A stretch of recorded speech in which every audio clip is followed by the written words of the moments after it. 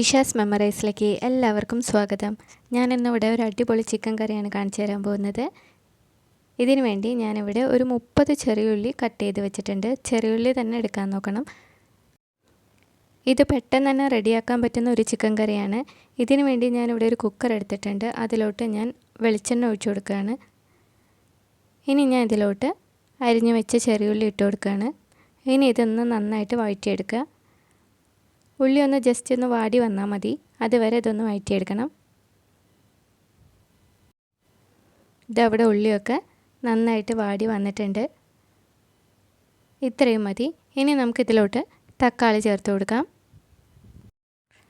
തക്കാളി ഒന്ന് നന്നായിട്ട് വെന്ത് വരണം. ഇതിലോട്ട് ഞാൻ ഒരു 1.5 ടീസ്പൂൺ ഉപ്പ് ഇട്ട് കൊടുക്കുന്നുണ്ട്.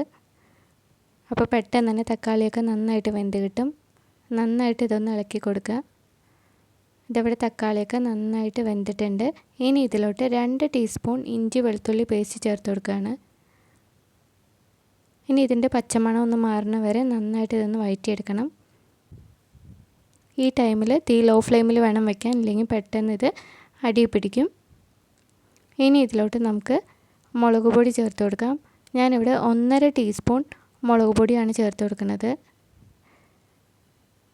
ഇനി ഇതിലോട്ട് 2 ടീസ്പൂൺ മല്ലിപ്പൊടി, ഇനി 1 ടീസ്പൂൺ മഞ്ഞൾപ്പൊടി, ഇത്രയും ചേർത്ത് കൊടുത്തതിന് ശേഷം ഇത് നന്നായിട്ടൊന്ന് വഴറ്റിയെടുക്കണം. പൊടിയുടെ പച്ചമണമൊക്കെ ഒന്ന് മാറുന്ന വരെ നന്നായിട്ട് ഇതൊന്ന് വഴറ്റിയെടുക്കുക.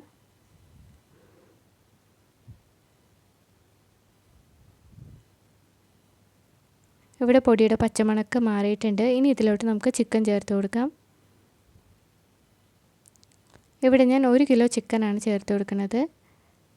ഇനി ഇത് നന്നായിട്ടൊന്ന് മിക്സ് ചെയ്തെടുക്കാം. ഈ മസാലയൊക്കെ ചിക്കനിലോട്ട് നന്നായിട്ട് മിക്സ് ആവണം.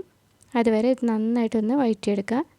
ഇതവിടെ നന്നായിട്ട് ചിക്കനിലൊക്കെ നന്നായിട്ട് മസാലയൊക്കെ മിക്സ് ആയിട്ടുണ്ട്.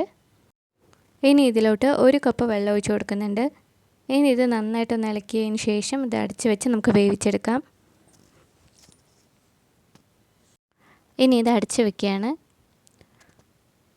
ഇത് 2 വിസിൽ കഴിഞ്ഞ് തുറന്ന് നോക്കിയതാണ്. ഇത് ആ ചിക്കനൊക്കെ നന്നായിട്ട് വെന്തിട്ടുണ്ട്. നമ്മുടെ അടിപൊളി ചിക്കൻ കറി ഇവിടെ റെഡിയായി കഴിഞ്ഞു. ചോറിൻ്റെ കൂടെയും ബിരിയാണിൻ്റെ കൂടെയും നെയ്ച്ചോറിൻ്റെ കൂടെയൊക്കെ കഴിക്കാൻ നല്ല ടേസ്റ്റുള്ള ഒരു അടിപൊളി കറിയാണ്. എല്ലാവരും ഇതൊന്ന് ട്രൈ ചെയ്ത് നോക്കണം. Thanks for watching.